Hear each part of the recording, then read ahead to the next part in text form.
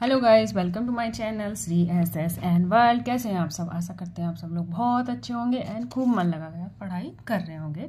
तो आप सबको तो पता है ये हमारी एनसीईआरटी सीरीज चल रही है जो सीटेट पेपर 2 सोशल साइंस के स्टूडेंट के लिए है, ठीक है। और अगर हमारे साथ आप टारगेट स्टडी यानी कि डेली टारगेट स्टडी करना चाहते हैं तो मेरे चैनल को सब्सक्राइब कर लीजिए, लाइक कर लीजिए एंड कमेंट्स बॉक्स में कमेंट जरूर करना।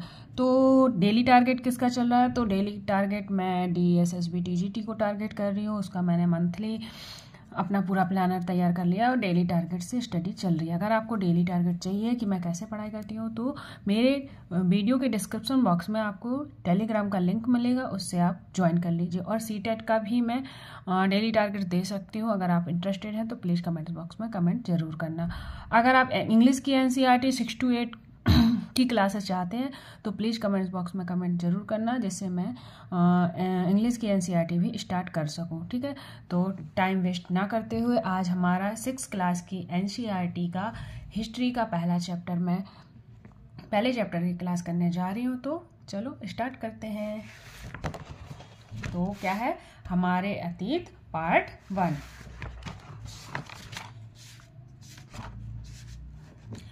तो गाइस सब जो भी आप NCERT बुक खोलेंगे उसमें आपको अपनी प्रेम्बल देखने को मिलेगी, ठीक है।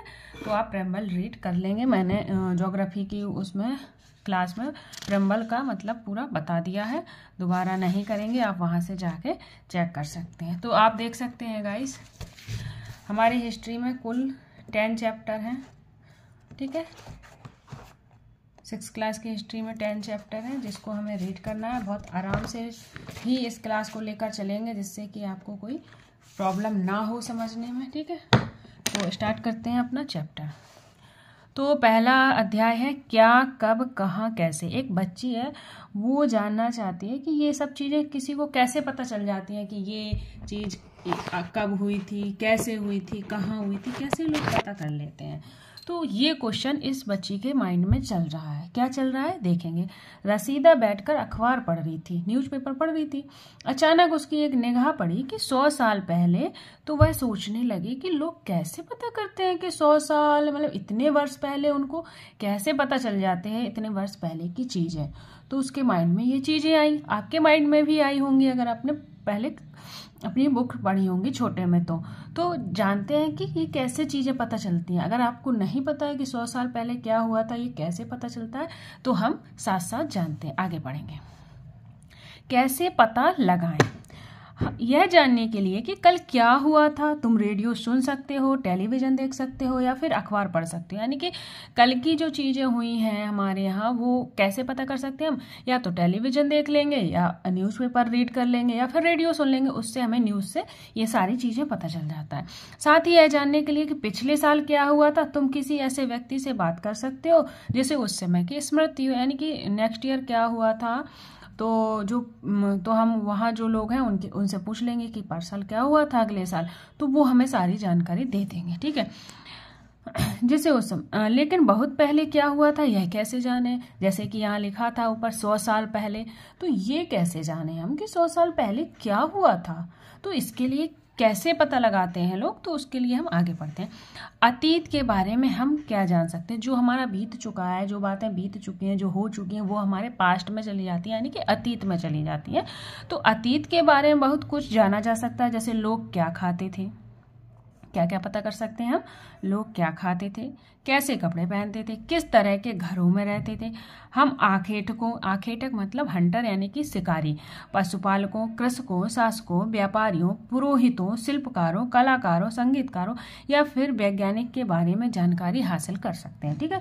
तो जो हमारे पिछले लोग थे उनकी इन लोगों के बारे में हम जानकारी हासिल कर सकते हैं। पर कैसे कर सकते हैं ये भी देखना होगा ना। यही नहीं, हम यह भी पता कर सकते हैं कि उस समय बच्चे कौन से खेल खेलते थे, कौन सी कहानियां सुना करते थे और कौन से नाटक देखा करते थे या फिर कौन से गीत गाते थे, ठीक है। ये सब चीज़ें हम जान सकते हैं, इसमें ये बताया गया।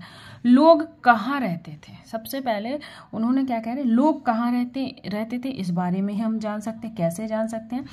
तो ये देख रहे हैं मानचित्र पृष्ठ 2, यानी कि एक मैप है जो कि हमारा पेज नंबर 2 पर दिया गया, वो हम देखेंगे। पहले पढ़ते हैं नर्मदा नदी। किसका पता लगाना है हमें? नर्मदा नदी का पता लगाना है। तो बाद में लगाएं, अभी लगाएं? अच्छा ठीक है, अगर आप कहते हैं अभी लगाओ तो मैं अभी पता लगाती हूँ कि नर्मदा नदी आखिर है कहाँ। तो जैसे कि देख पा रहे हैं ये मानचित्र है, मैप है, इसमें आपको नदियाँ और हमारी पहाड़ चोटियाँ वगैरह दी गई हैं, पहाड़ियाँ दी गई हैं। तो हमें किस नदी का पता लगाना है? नर्मदा। तो दिस इज माई नर्मदा नदी। ठीक है, कहाँ है ये है। तो गाइस आपको अगर नदियों का मैप, आप एक बार नदी का, रिवर का मैप बना लेंगे, ये पूरा मैप बना लेंगे और अपनी वॉल पर लगा लेंगे, जिससे कि सारी नदियाँ आपके माइंड में एक माइंड मैप बन जाए, क्योंकि माइंड मैप से कुछ हमें लर्निंग अच्छे से रहती है और हमें रटना नहीं पड़ता है बैठ के। ठीक है, तो नर्मदा नदी ये है, ध्यान रखेंगे। अब आगे पढ़ते हैं, आखिर क्यों इसने कहा कि नर्मदा नदी को देखो। भाई देख लिया हमने, आगे क्या करना है?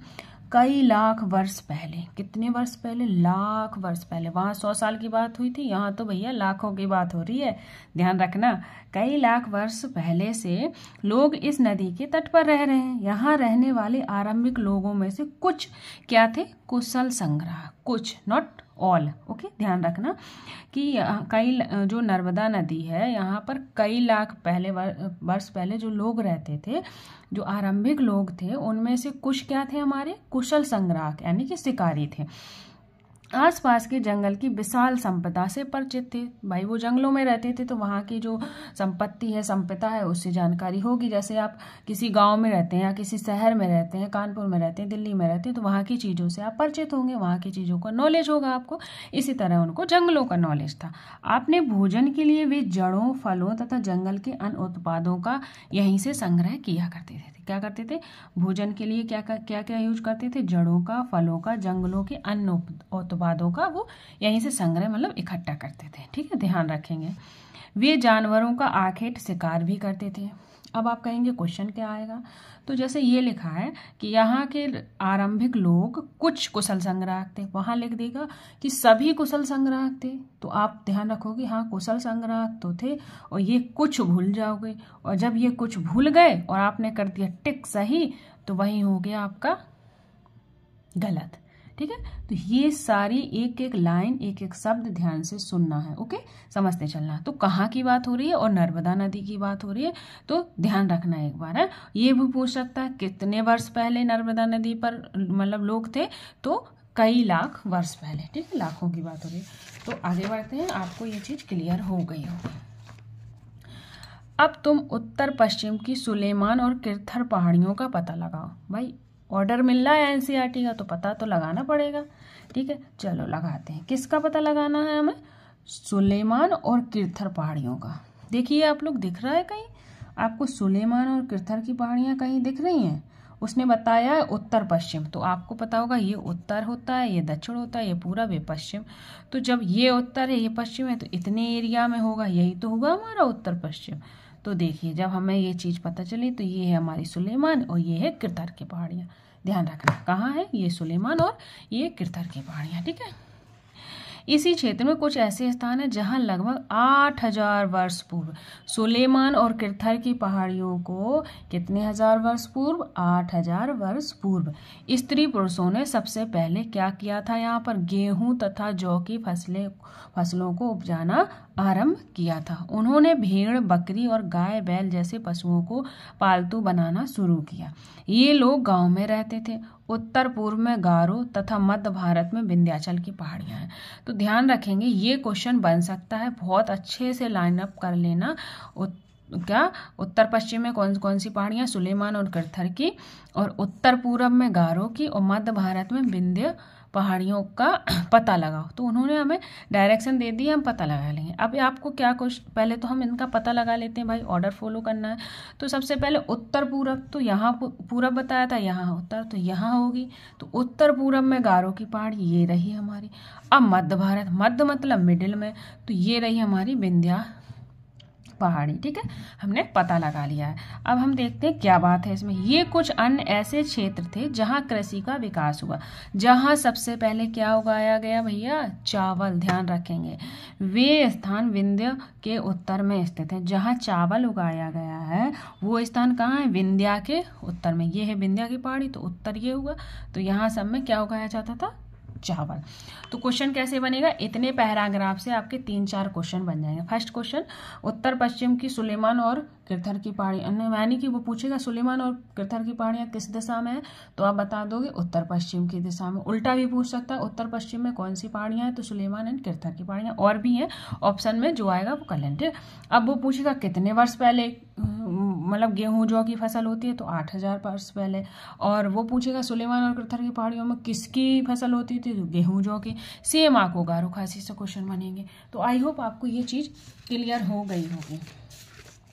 तो मैंने बहुत ही आसानी से, बहुत ही सरलता से आपको ये चीज़ पढ़ाने की कोशिश की है। आई होप आपको मेरी ये क्लास पसंद आई होगी। अगर आपको ये क्लास पसंद आई है तो प्लीज़ चैनल को लाइक करें, शेयर करें और सब्सक्राइब करें, जिससे आने वाली वीडियो का नोटिफिकेशन आपको मिल जाए। और आप मेरी NCERT सीरीज से जुड़े रहिए, आपका हिस्ट्री का क्वेश्चन नहीं छूटेगा, ये मेरा वादा है। And thank you, take care and bye bye.